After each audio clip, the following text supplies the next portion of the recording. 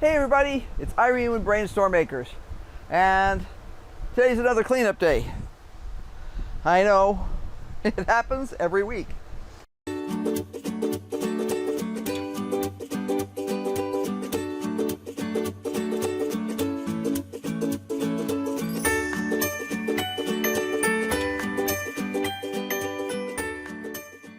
Big excitement this morning is I saw a new carrot up in the Hercules bucket, and I'm busy filling the tanks right now, the barrels at the end here, and I don't know what other kind of excitement.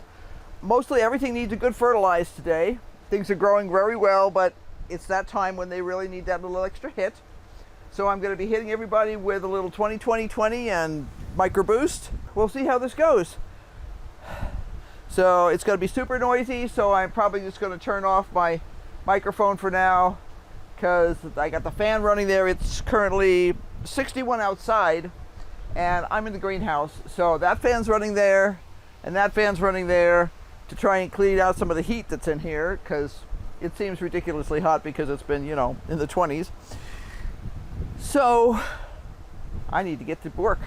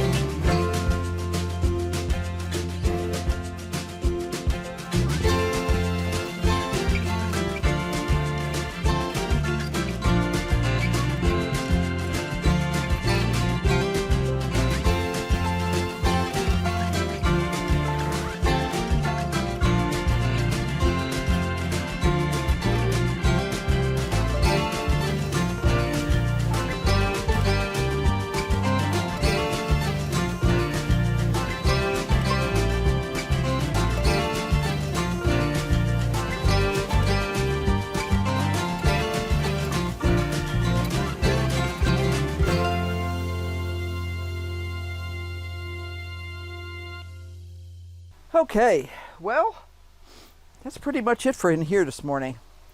I harvested one cabbage. There was just a couple of soft spots on it, and I said, I'll take it now while I can still get the majority of the cabbage. I don't want to let it get rotten, because that just doesn't make sense. And we've been talking about making some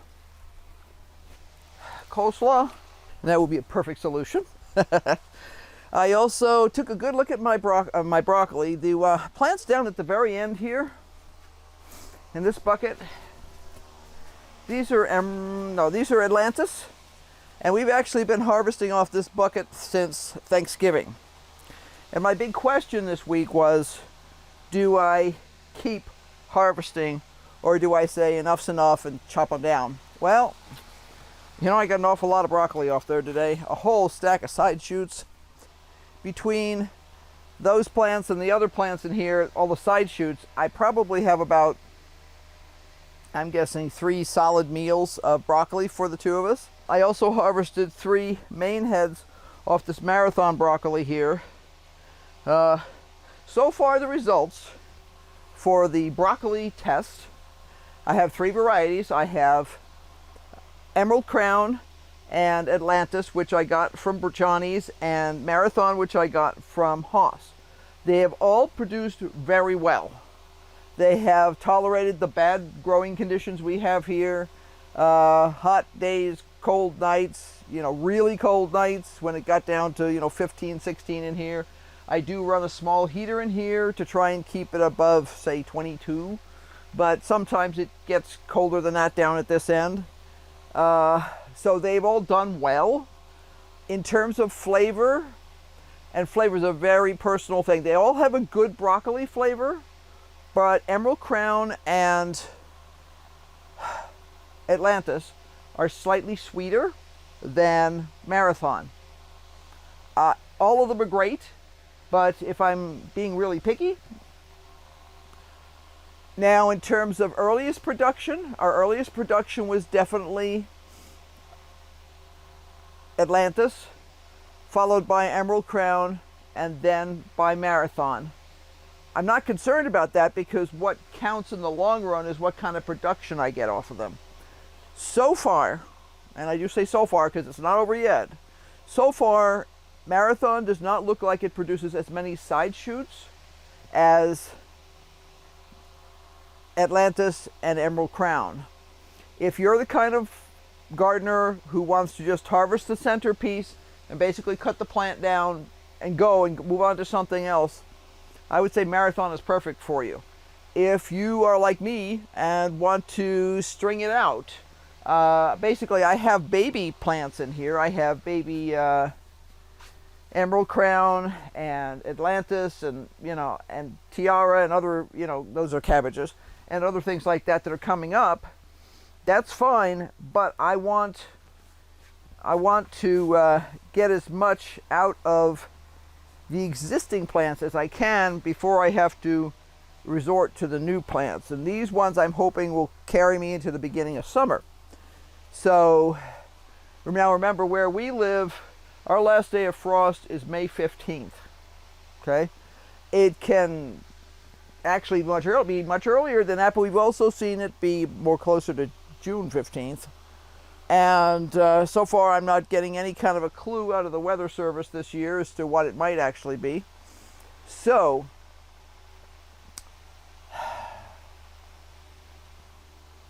I don't know. So far, Emerald Crown and Atlantis get my votes for the two that I will grow again next year. But it's not over yet, so we'll see how it goes as we get into, as we go on. Now, obviously, I can't complain. Well, I could complain, but no one would listen. Let me turn this off here.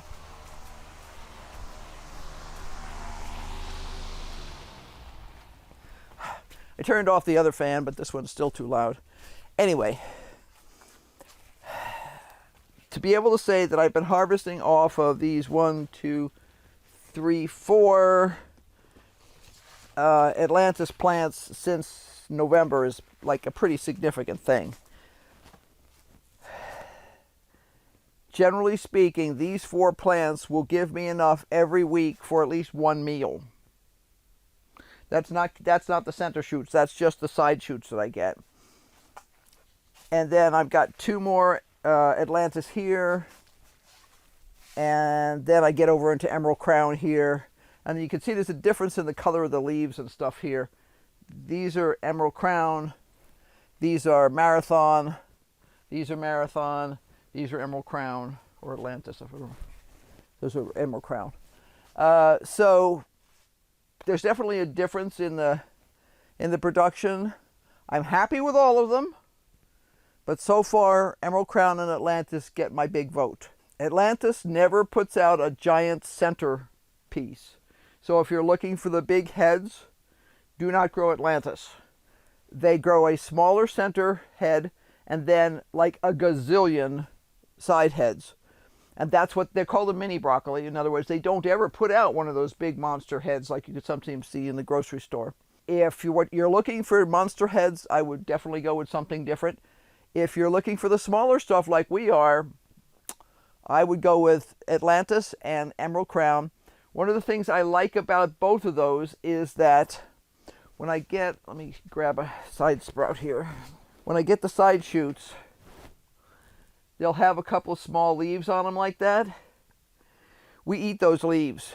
They're super tender and they taste just like broccoli. So this winds up being kind of like some of the Chinese greens that are a combination of sort of a broccoli head almost going to flower and leaves.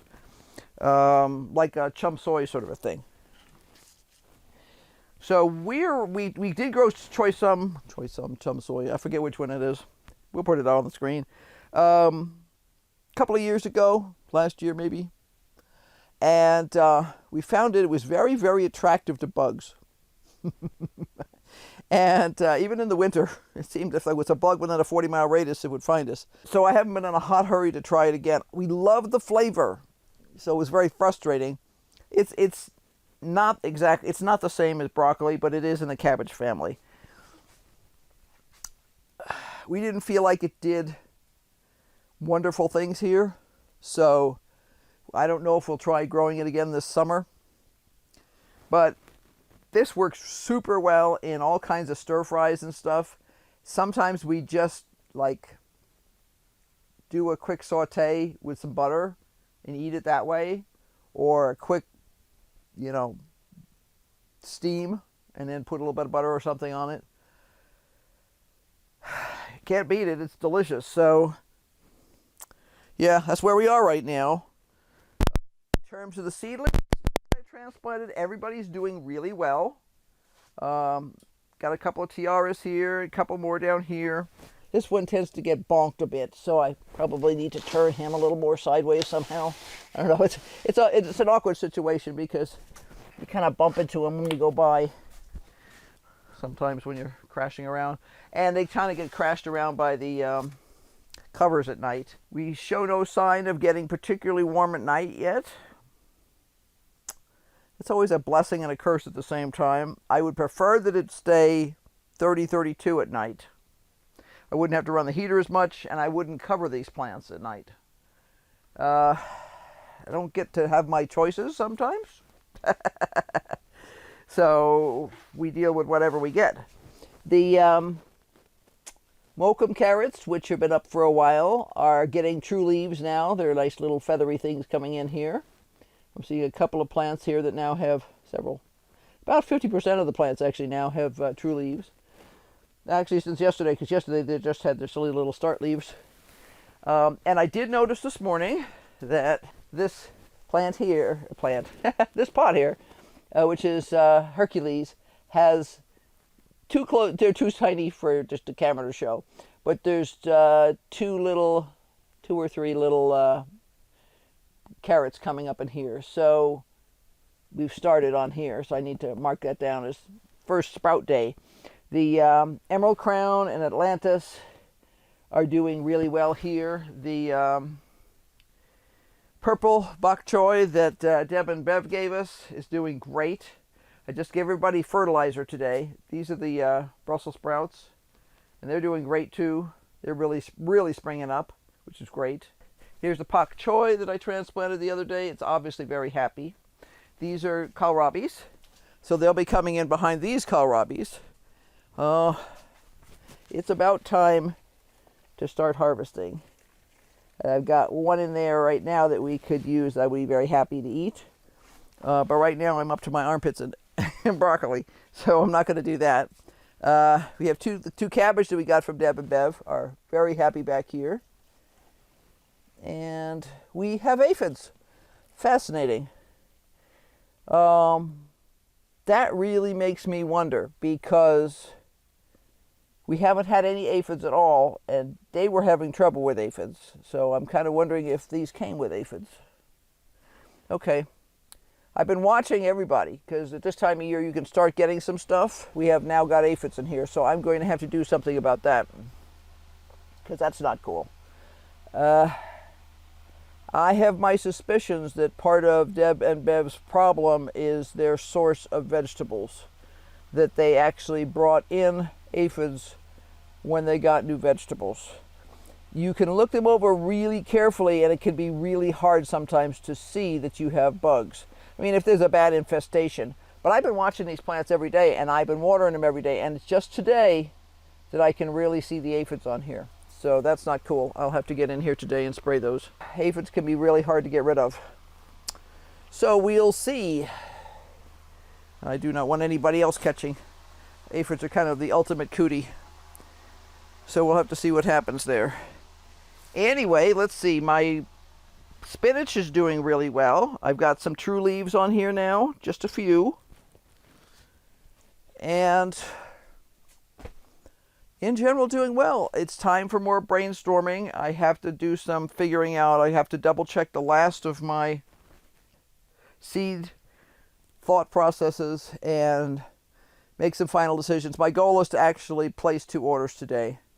I have most everything I need, but I want to get the rest sewn up and coming in, especially with potential everything else falling apart with shipping and everything else.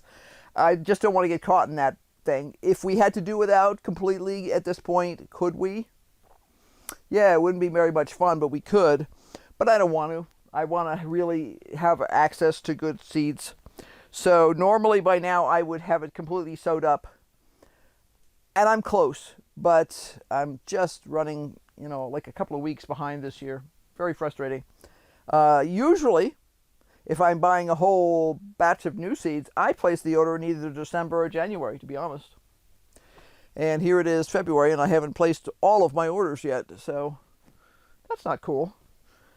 But be sure to like, subscribe, and hit that notification bell, because obviously there's going to be lots going on, and we will be talking about the final choices that we're making, as final as ever they become. I mean, we went down to a big box store the other day, and we picked up a bunch of mulch and some more potting soil, and they had in all of their bulbs and their seed potatoes and their seed onions, that stuff, and their burpees and all the other brands that they carry in terms of seeds. So if you want to just grab something locally, now's the time to do it. They were fully stocked, but it's a warm weekend here this weekend, so I think people are probably going to start getting it in their heads. I wouldn't want to be down there today. Camera quit, and I'm taking that as a message that it's time to sign off for today. So be sure to like, subscribe, and hit that notification bell, because obviously we have a ton more going on. I'm going to be doing a couple of videos really quickly about what we're actually growing this year. Obviously, we don't ever stop growing. And we had a really good garden club meeting yesterday, and that was one of the things that I chatted with one of the gentlemen there about, was that he's not currently growing in his greenhouse in the winter, and he realizes that's silly. So he wants to come over and see what we're doing, because he wants to get something out of this deal. He's got this greenhouse sitting there that cost him a fortune, because he's got a big fancy one. And yeah, might as well use it. Even if you don't have a greenhouse, even if you just have a little tucked away spot that you can cover or something like that, a sunny window, you could at least grow a couple of herbs or something. And it is getting to be the time. I mean, March, the end of March, we plant our peppers and tomatoes if we want our own seedlings. If you're just getting them from the store, you don't have to worry about that. Well, what you will have to pay attention to is make sure you get them before they disappear in the spring. And be prepared to spend some serious money, because even last summer, I was seeing some of the better looking seedlings going for $15 a piece. So, on that note, yeah, start brainstorming, keep brainstorming, figure out what you're going to do, and come back and see us, because obviously we're still figuring that out too. So until next time, bye.